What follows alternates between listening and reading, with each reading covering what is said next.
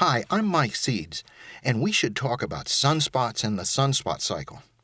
Sunspots are dark spots that come and go on the sun, but they're usually not visible without the right kind of telescope.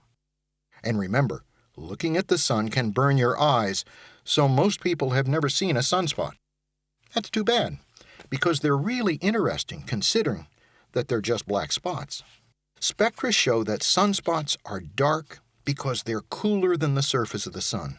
Actually, a sunspot is still hot enough to vaporize steel, but it's cooler than the rest of the sun's surface, so it looks black in comparison. They appear, some as big as Earth, last a week or two or even a couple months, and then fade away. And they often appear in pairs or groups. Remember that. That's a clue.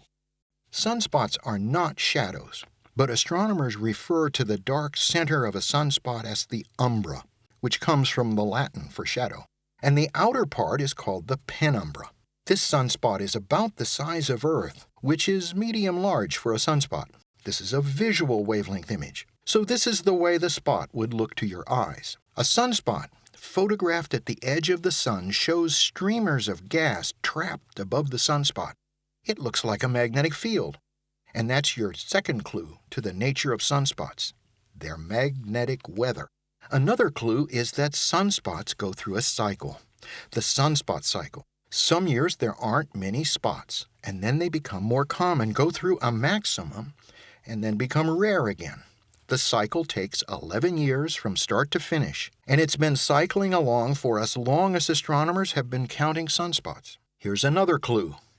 When a cycle begins, the first sunspots appear at high latitudes, which means far from the sun's equator, north and south.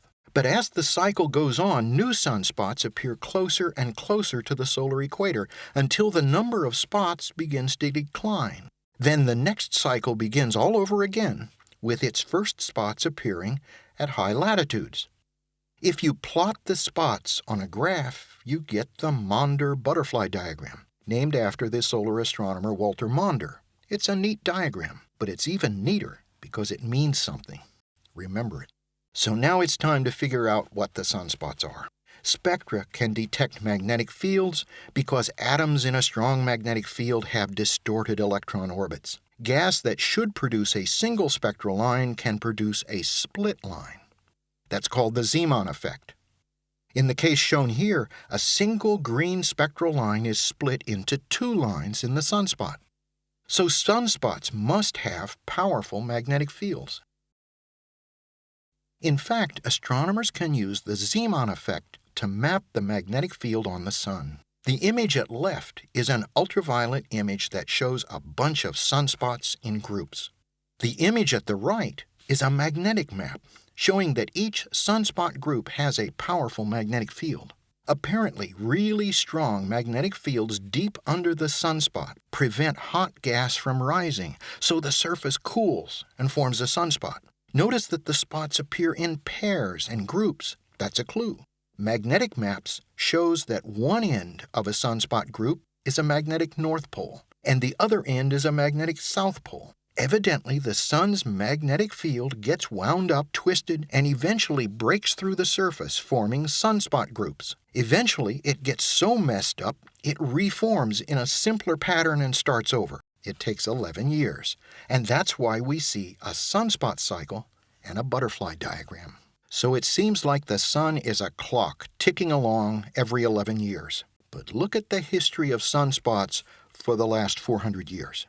That's as long as astronomers have been counting. The cycle has been a little bit irregular, but dependable for a long time. But from about 1645 to 1715, there were almost no sunspots at all. This is known as the Maunder minimum. Now add a blue curve to show winter temperatures in Europe and North America. The Maunder minimum coincides with a period of cool climate known as the Little Ice Age. Evidently, there is some connection between solar activity and climate on Earth. But notice that Earth has warmed significantly since about 1870, but the sunspot cycle has not changed significantly. Evidently, that recent warming has been caused by climate change that began with the beginning of the Industrial Age in about 1870. This image shows loops of ionized gas trapped in the magnetic fields above a sunspot group. The image was recorded in the far ultraviolet by the TRACE Solar Observatory in space. The complexity of the magnetic field and the combination of activity in the chromosphere and corona lead astronomers to call such areas of the sun's surface active regions. Sunspots are only the visible parts of complex magnetic storms that rage on the sun's surface. We'll talk more about these regions when we discuss solar activity.